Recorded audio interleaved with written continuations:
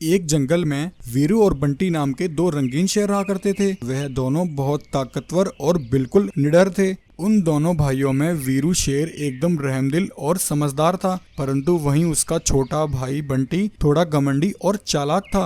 उन दोनों के पिता गब्बर शेर जो कि जंगल के राजा थे। गब्बर शेर पिछले कई वर्षों से उस जंगल पर राज कर रहे थे, परंतु अब गब्बर शेर बूढ़े हो गए थे। गब्बर शेर चाहते थे कि अब उसके दोनों बेटों में से कोई जंगल का राजा बने और उनके इस जंगल को संभाले, परंतु वहीं गब्बर शेर का छोटा बेटा बंटी चाहता था कि वह जंगल का राजा बने। पिताजी अब बूढ़े हो गए हैं, पता नहीं वह हम दोनों भाइयों में से किसे जंगल का राजा बनाएंगे। इससे पहले पिताजी कोई फैसला करे, मुझे पिताजी से इस बारे में बात करनी होगी। यह कहकर बंटी अपने पिता गब्बर के पास आता है और कहता है, पिताजी मुझे आपसे यह पूछना था कि आप हम दोनों भाइयों में से किसे जंगल का राजा बनाएंगे। देखो बंटी बेटा, तुम दोनों भाई मेरे लिए एक समान हो, परंतु जैसा कि जंगल का नियम है, जंगल का राजा तो कोई एक ही होता है। तुम्हारा बड़ा भाई सिम्बा बहुत समझदार है, इसलिए मेरा और जंगल के सभी जानवरों का तो यही कहना है कि जंगल का राजा सिम्बा ही होगा। सिम्बा के राजा बनने के बाद तुम्हें हमेशा अपने भाई के साथ रहना है और उसकी हमेशा मदद करनी है। यह सुनते ही बंटी के सीने में आग लग जाती है। वह बिना कुछ कहे गुस्से से आग बबूला होकर वहां से निकल जाता है और जंगल में एक जगह आकर कहता है, बस बहुत हुआ, मैंने पिताजी के पास जाकर बहुत बड़ी गलती की। मुझे पहले ही मालूम था पिताजी सिम्बा को ही जंगल का राजा बनाएंगे, परंतु मैं ऐसा नहीं होने दूंगा। जंगल का राजा तो मैं ही बनूंगा। वहीं बंटी की बात पास में खड़ा एक लालची रंगीन बाघ सुन लेता है। अच्छा, तो यह गब्बर का छोटा बेटा बंटी है। यह तो बहुत अच्छा मौका है इन दोनों भाइयों को आपस में लड़वाने का। तब वह रंगीन बाघ बंटी शेर के पास आता है और कहता है, अरे बंटी सुनो, मुझे पता है तुम बहुत बहादुर और निडर हो। इस जंगल में तुमसे ज्यादा ताकतवर कोई नहीं, एक तुम ही हो जो इस जंगल को अच्छे से संभाल सकते हो। बंटी, जंगल का राजा तुम्हें ही होना चाहिए। हाँ बाघ, मैं भी यही चाहता हूँ, परंतु पिताजी मेरे बड़े भाई सिम्बा को ही जंगल का राजा बनाना चाहते हैं। अब इन बातों का कोई फायदा नहीं है। नहीं बंटी, तुम निराश मत हो। देखो बंटी, जब तक तुम्हारे पिता जीवित हैं तब तक तुम इस जंगल के राजा कभी नहीं बन सकते। तुम्हारे पिता तुम्हारे रास्ते का सबसे बड़ा कांटा है, इसलिए तुम्हें अपने पिता को रास्ते से हटाना होगा। परंतु बाघ, यह सब कैसे होगा। बंटी, तुम यह सब मुझ पर छोड़ दो। तुम बस कैसे भी करके अपने भाई सिम्बा को लेकर मेरे बताए हुए ठिकाने पर आ जाना। तब अगले दिन बंटी अपने भाई सिम्बा को लेकर शिकार के बहाने रंगीन बाघ के बताए हुए ठिकाने पर पहुंचता है, जहां वह लालची रंगीन बाघ सिम्बा के आने का इंतजार कर रहा था। सिम्बा के वहां आते ही वह रंगीन बाघ और बंटी मिलकर सिम्बा को एक पिंजरे में कैद कर देते हैं। तब बाघ बंटी को सिम्बा की जैसी एक नकली खाल लाकर देता है। बंटी, अब तुम यह खाल पहन लो और जाकर सबके सामने गब्बर शेर को मार दो। किसी को तुम पर कोई शक नहीं होगा और सबको यही लगेगा कि तुम्हारे पिता को सिम्बा ने मारा है। तब बंटी सिम्बा की नकली खाल पहन लेता है और गब्बर शेर के पास जाकर सभी जानवरों के सामने उस पर हमला कर देता है और अपने पिता को जान से मार देता है। यह देखकर सभी जानवर हैरान हो जाते हैं। अरे भाइयों, यह सिम्बा ने क्या किया? यह तो बहुत बड़ा गद्दार निकला। इसने यह सब जंगल का राजा बनने के लिए किया है। हाँ भाई, इसने तो राजा बनने के लिए अपने पिता को ही मार डाला। भाइयों, इसे जंगल का राजा तो क्या, जंगल में रहने का भी कोई हक नहीं है।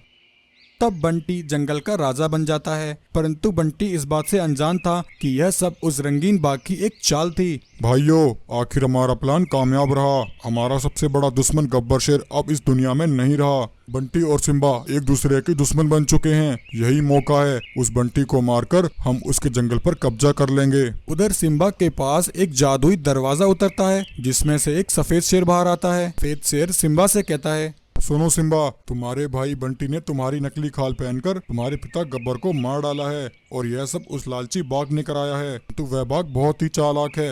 वह तुम्हारे भाई बंटी के साथ भी धोखा करने वाला है। वह अपने रंगीन बाघों की सेना को लेकर तुम्हारे जंगल पर हमला करेगा। सिम्बा, अब तुम्हें अपने जंगल को बचाना है। मैं तुम्हें कुछ शक्तियाँ देता हूँ, यह तुम्हारे काम आएंगी। तब सफेद शेर अपनी कुछ शक्तियाँ सिम्बा को देता है। तब सिम्बा शक्तियां पाकर सीधा उन रंगीन बाघों के जंगल में पहुंचता है। सिम्बा देखता है कि रंगीन बाघ अपनी सेना के साथ जंगल पर हमला करने की तैयारी कर रहा होता है। यह देखकर सिम्बा रंगीन बाघों के पास पहुंचता है। इससे पहले कि वे रंगीन बाघ कुछ करते, सिम्बा अपनी शक्तियों से उन सभी बाघों को वहीं जान से मार देता है। सभी रंगीन बाघों को मारने के बाद सिम्बा अपनी गुफा पर पहुंचता है। अरे गद्दार हत्यारे बंटी, तूने जंगल का राजा बनने के लिए अपने पिता को ही मार डाला। तूने ये बिल्कुल अच्छा नहीं किया। अब तुझे भी जीवित रहने का कोई अधिकार नहीं। ऐसा कहकर सिम्बा बंटी पर भी अपनी शक्तियों से हमला करता है और उन शक्तियों से बंटी को वहीं मार डालता है और जंगल के जानवरों को सारी बात बताता है। जंगल के सभी जानवर यह सुनकर हैरान हो जाते हैं। सिम्बा, तुम्हारा बहुत शुक्रिया, तुमने हम सबको बचा लिया।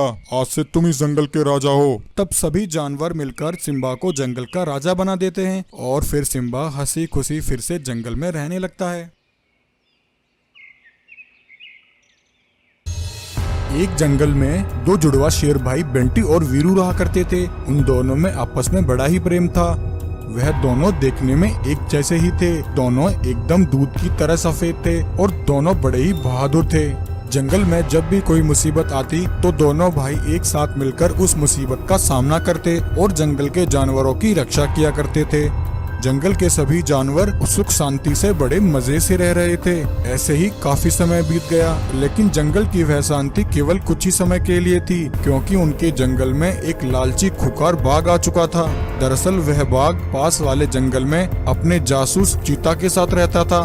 चीता बाघ को शिकार के बारे में बताता और बदले में चीते को थोड़ा हिस्सा खाने को मिलता था।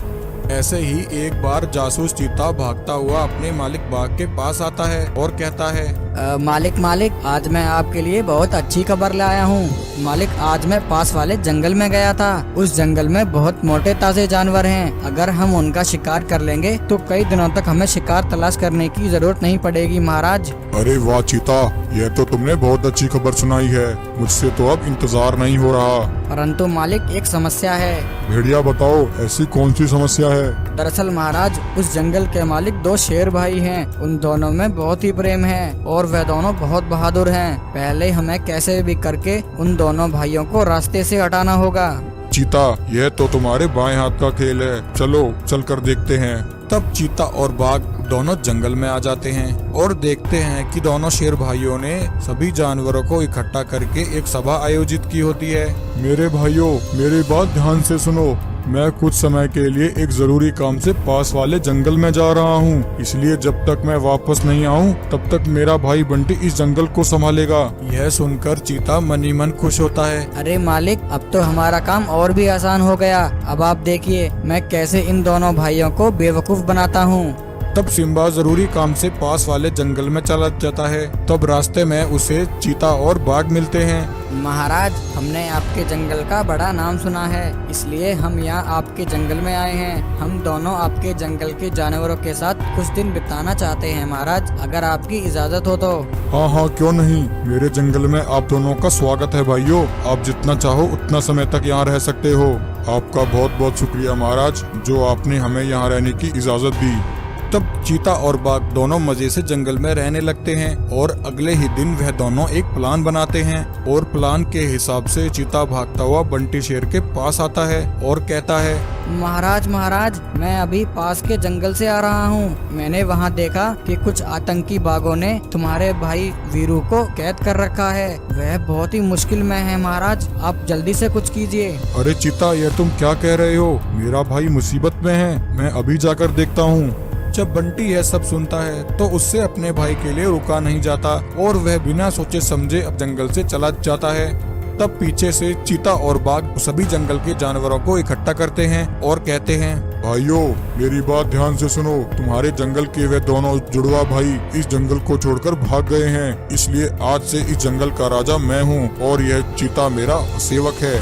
उधर जब बंटी अपने भाई वीरू को बचाने के लिए पहुंचता है तो वह देखता है कि कुछ शिकारी बाघों ने उसके भाई को पिंजरे में कैद कर रखा है। बंटी जैसे ही अपने भाई को पिंजरे से निकालने की कोशिश करता है, तभी वह शिकारी बाघ उस पर हमला कर देते हैं और बंटी को भी उसके भाई के साथ पिंजरे में कैद कर देते हैं। यह सब उस बाघ और चीता का किया धरा था। वह सभी शिकारी बाघ उस लालची बाघ के ही सैनिक थे। बाघ ने ही अपने शिकारियों से कहकर वीरू को पिंजरे में कैद करवाया था और बाकी रही कसर चीता ने पूरी कर दी थी। और अब चीता और बाघ जंगल में मजे कर रहे थे। वह जानवरों से भोजन मंगवा कर खाते और उन पर अपना हुक्म चलाते थे। परंतु वहीं बंटी और वीरू भी बहुत बहादुर थे। वह दोनों ऐसे हाथ पर हाथ धरे तो बैठे नहीं रह सकते थे। जब शिकारी बाघ वहां से चले जाते हैं तब दोनों भाई हिम्मत करके उस पिंजरे के दरवाजे को तोड़कर खुद को आजाद कर लेते हैं और उसी समय भागकर अपने जंगल आ जाते हैं और उस लालची बाघ पर हमला करके उसकी जीवन लीला वहीं समाप्त कर देते हैं। तब डरा और सहमा हुआ चीता जो कुछ भी हुआ वह सब जानवरों को बताता है। फिर उस जंगल के राजा बंटी और वीरू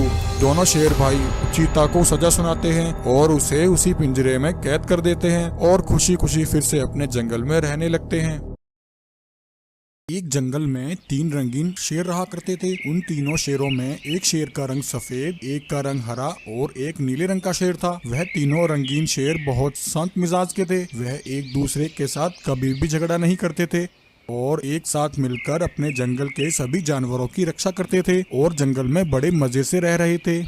वहीं उनके जंगल से कुछ किलोमीटर दूरी पर एक जंगल था जहां एक खूंखार कालिया बाघ रहता था। वह कालिया बाघ बहुत ही अत्याचारी था। उसने अपने जंगल में दहशत मचा रखी थी। उसके जंगल के जानवर उसके अत्याचारों से बहुत परेशान थे क्योंकि वह कालिया बाघ अपने ही जंगल के जानवरों को मार दिया करता था। उसने अपने जंगल में हाहाकार मचा रखी थी।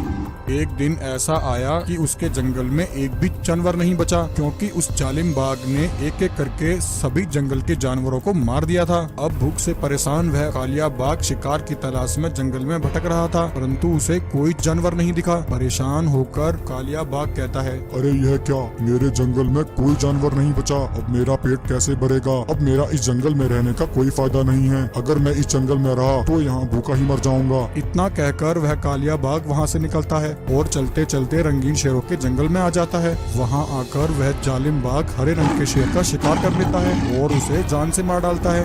अगले दिन वह बाघ नीले रंग के शेर को भी मार डालता है। उस दिन उसे शिकार करते हुए एक गाय देख लेती है। यह देखकर वह गाय डर जाती है और सीधे सफेद शेर के पास आती है और सफेद शेर से कहती है, शेर महाराज हमारी रक्षा कीजिए। हमारे जंगल में एक जालिम बाघ घुस आया है। उसने तुम्हारे दोनों रंगीन शेर भाइयों को मार डाला। अब वह हमारे जंगल के जानवरों को अपना शिकार बना रहा है।